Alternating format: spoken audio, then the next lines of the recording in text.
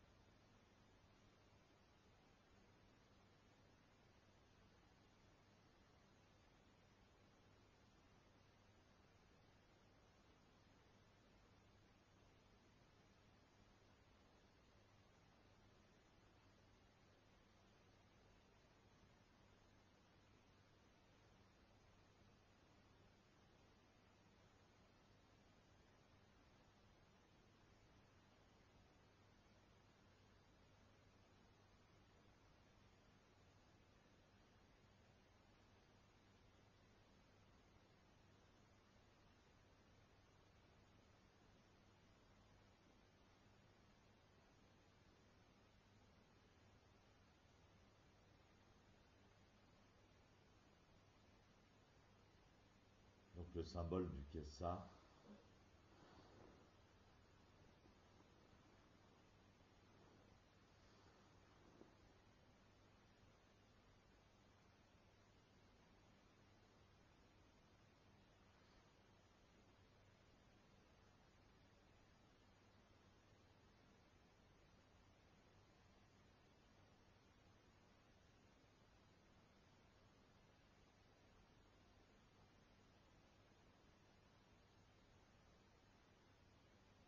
Le Kessa, le Dharma, Zazen, c'est la même chose. Et le Kessa, c'est disons, la matérialisation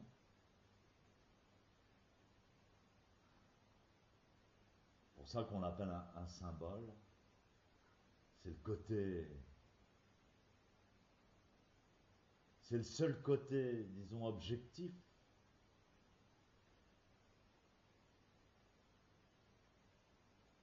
Quand on essaie d'expliquer le zazen, on ne peut pas. On ne peut pas expliquer le zazen au niveau individuel.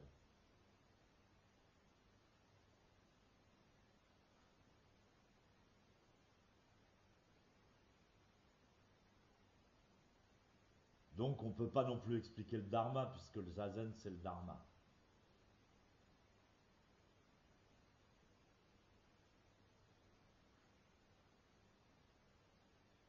Si le Bouddha avait transmis un enseignement à Mahakashapa, par exemple, en disant voilà, j'ai transmis à Mahakashapa le secret des pouvoirs magiques. Mahakashapa aurait pu faire une démonstration en disant voilà, il m'a transmis ça, maintenant je veux vous faire apparaître du pain et du camembert.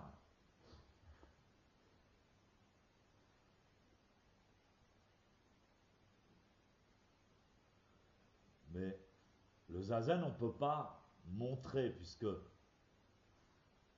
justement, on perd l'individualité, on perd la notion d'individu de notre corps-esprit pour rentrer dans quelque chose de plus grand dont on va faire partie, quoi.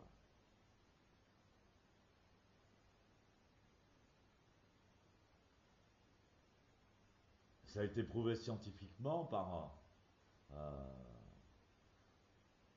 on a posé des électrodes sur le crâne de Maître Deshimaru à différents endroits du cerveau. Et donc avant l'enregistrement des courbes de l'électroencéphalogramme, on voyait chacune des parties du cerveau réagir différemment aux stimuli extérieurs. Donc il y avait des gens autour de lui, il y avait des caméras de télévision, ça a été filmé en direct. Et donc chacune des parties spécifiques du cerveau réagissait par une courbe qui lui était propre.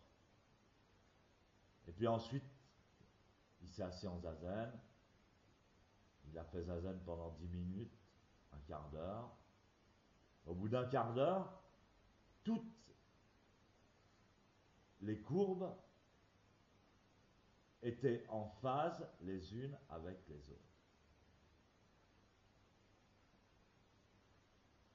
Et on peut comprendre que ça c'est pas limité au cerveau. Bon, de toute façon, le cerveau n'est pas séparé du corps. Et le corps n'est pas séparé du cosmos. Donc, si on avait pu pousser on pourrait peut-être pousser l'expérience scientifique plus loin.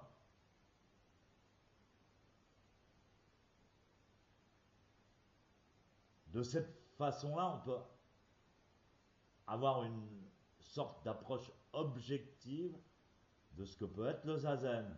Il nous met en phase avec le cosmos entier. Donc on n'existe plus en tant qu'individu, on existe en tant que cosmos entier. C'est-à-dire ça inclut le microcosme et le macrocosme.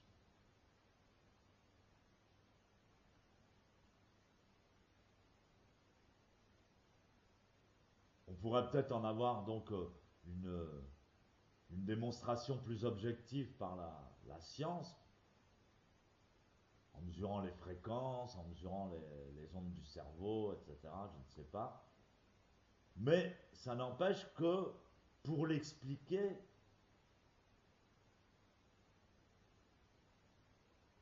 ça c'est le dharma du Bouddha.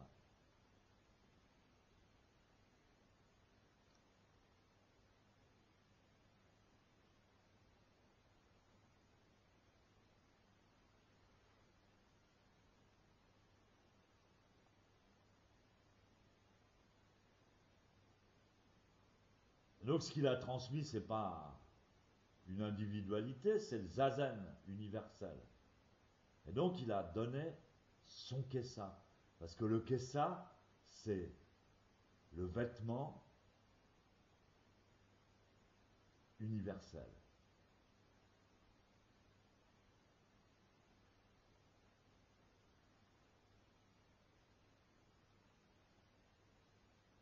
Et il est fait sur le modèle de la structure même de tout phénomène. J'ai déjà expliqué pourquoi. Et donc, si vous voulez, en fait, et Dogen l'explique,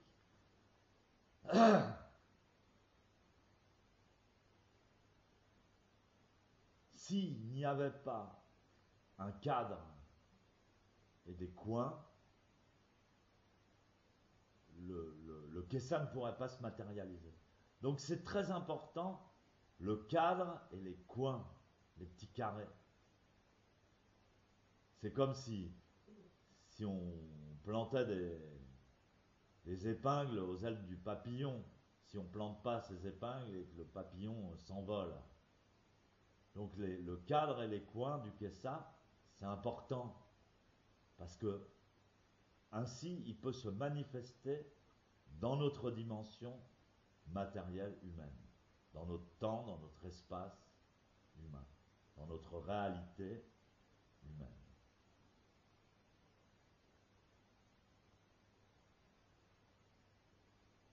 Et souvent, les maîtres l'écrivent dans des poèmes, ils disent le kessa n'est ni coin ni carré. Le vrai kessa.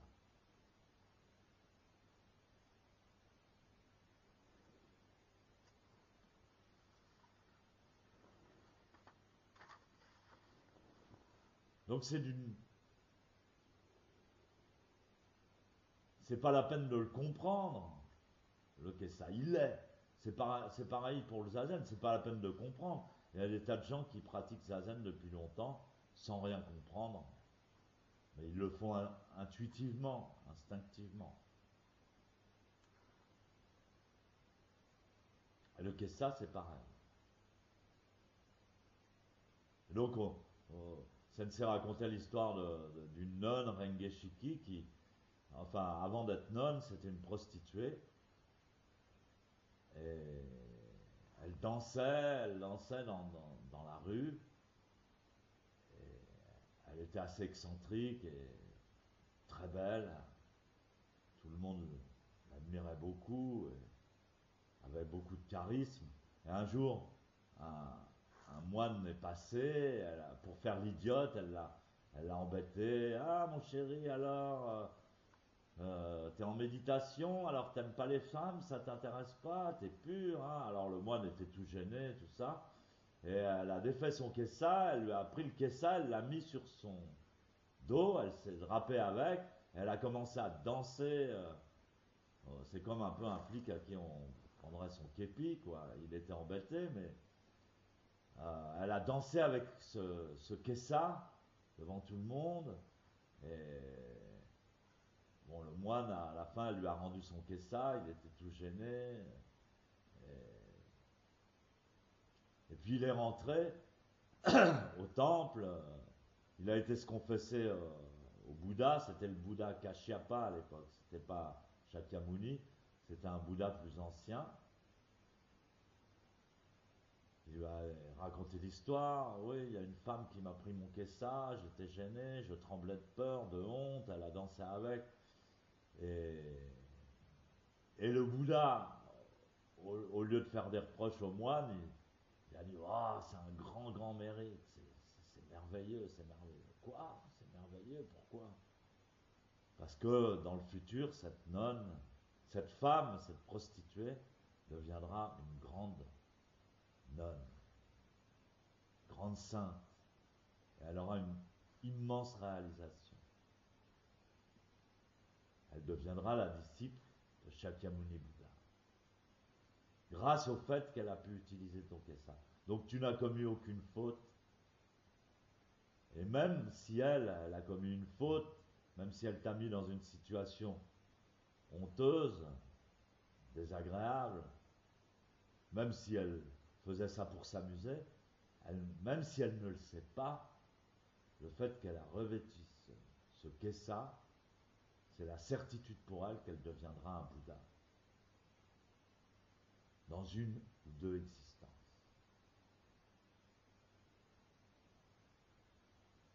Et effectivement, cette femme s'est réincarnée et elle a rencontré le Shakyamuni Bouddha, elle est devenue nonne. Et ensuite, évidemment, elle allait prêcher dans les bordels, chez Marmillou. Elle disait aux filles, mais devenez nonne, mettez le kessa. Alors les filles disaient, mais non, mais si on devient nonne, si on met le kessa et qu'on enfreint les préceptes, on va tomber en enfer. Parce que si un moine ou une nonne, il fait des mauvaises actions, il se le prend tout de suite dans la figure. Alors on ne veut pas. Elle disait, mais vous vous en foutez, mettez le kessa, devenez nonne et allez en enfer. Qu'est-ce que ça peut foutre? L'important, c'est de mettre le kessa et de devenir nonne. Parce que si vous ne devenez pas nonne, si vous ne mettez pas le kessa, de toute façon, vous irez en enfer.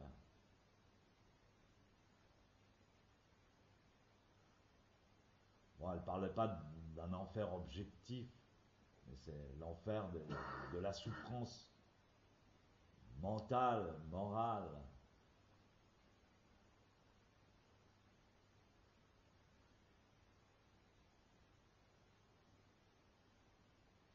Du doute, du regret d'avoir fait souffrir les gens.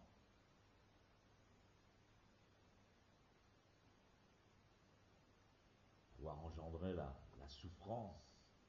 C'est ça l'enfer. De toute façon, vous irez en enfer, mais le problème, c'est que avec le kessa, vous deviendrez, même si vous allez en enfer, ça accélérera votre accession à la nature de Bouddha, à la bodhéité.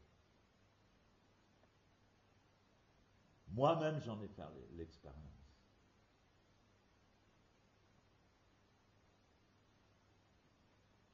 Elle a raconté son histoire.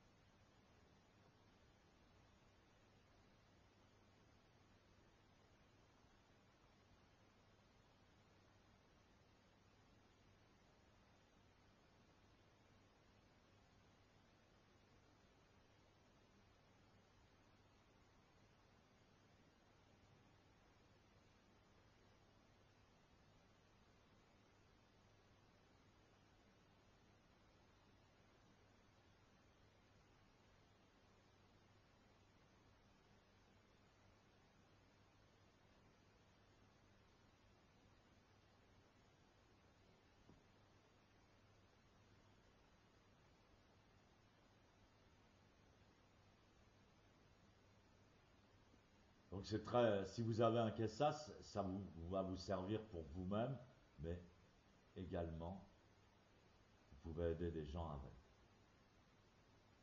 Si vous le montrez, si vous leur faites toucher, si vous le mettez sur un malade ou sur quelqu'un qui va mourir.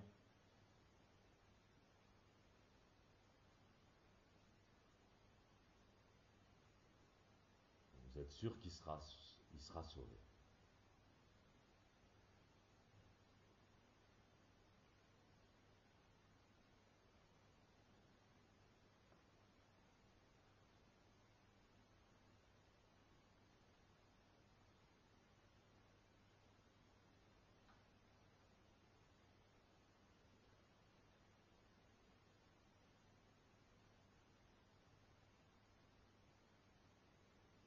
Alors cette teinture sur le Kessa, c'est très important.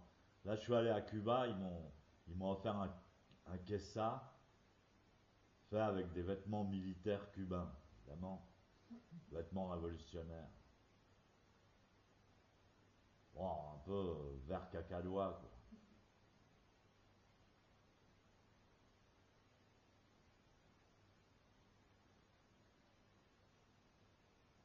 Alors je les teins. Il y a beaucoup de Kessa que je fais teindre en noir. Je fais une teinture de noir et blam, on met le Kessa dedans et tout est teint en même temps. Et c'est vraiment la teinture du Kessa, c'est très important.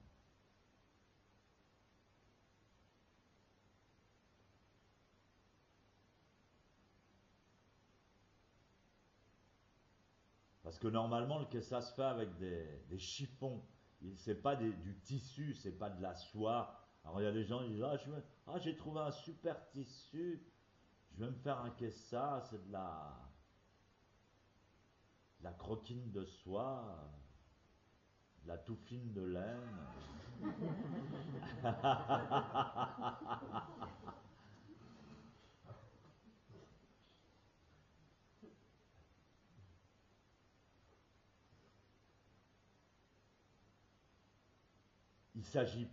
Il s'agit plus de tissu. Il s'agit de chiffon, c'est-à-dire des tissus abandonnés.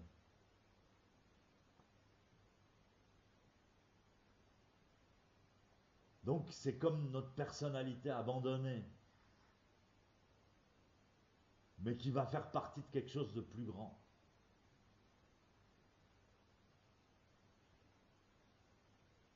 Donc des tissus abandonnés, on ne veut pas savoir ce que c'est.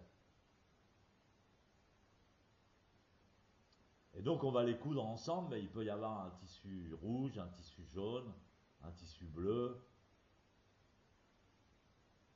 On va les coudre ensemble pour faire des pièces.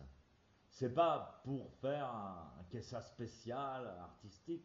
Non, c'est simplement parce qu'on récupère des bouts de tissu et avec on fait des pièces de telle dimension. Bon, si on a une pièce directement de telle dimension, c'est pas la peine d'en coudre plusieurs ensemble. Donc c'est l'état d'esprit important. Il faut revenir à la fonctionnalité du Kessa d'origine à l'époque du Bouddha, où on recyclait.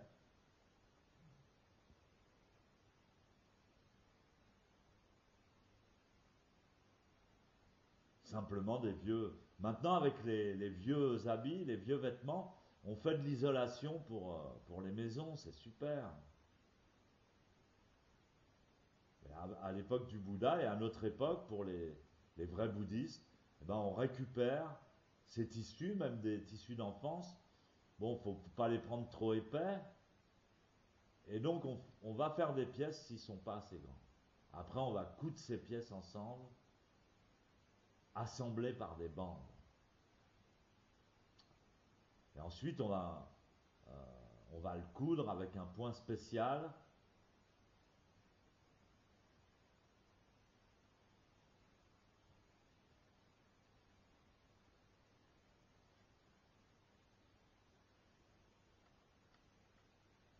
Puis après, on va mettre un cadre, des petits carrés, éventuellement le doubler à l'intérieur. Selon les mesures traditionnelles qui sont mesurées par rapport à votre coudée, à votre propre corps. Donc il y a des proportions traditionnelles. Ensuite, il y a une couleur traditionnelle. Et donc après, on va teindre.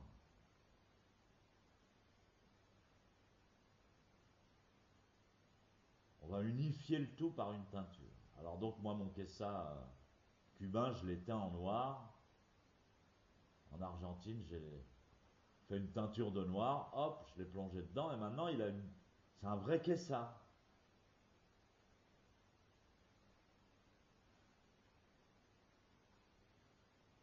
Le karma a disparu.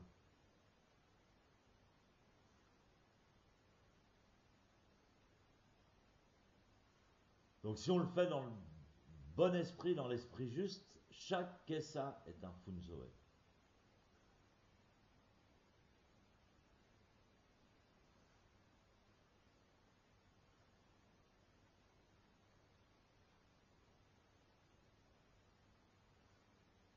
Alors on peut éventuellement teindre toutes les pièces avant de les assembler, ou alors on peut assembler, coudre toutes les pièces et le teindre après. À ce moment-là, le fil sera aussi teint.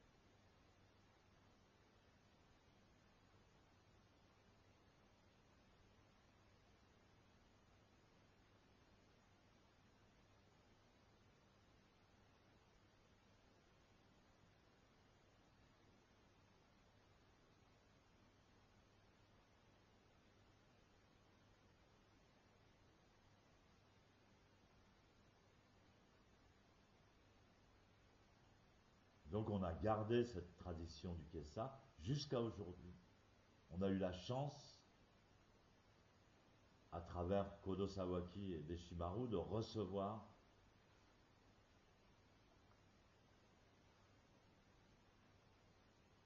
ce secret. C'est pas secret, mais comme personne ne s'y intéresse, c'est devenu secret.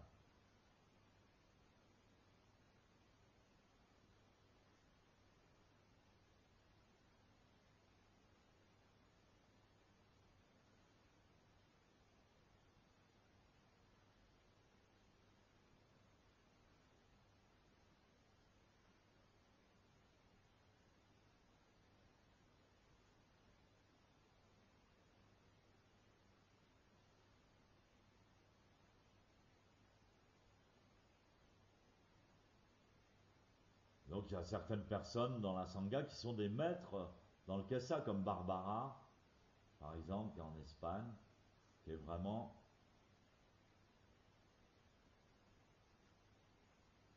un maître. Elle a une connaissance profonde, ça fait de nombreuses années qu'elle a étudié et qu'elle connaît bien la tradition transmise depuis le Bouddha du kessa.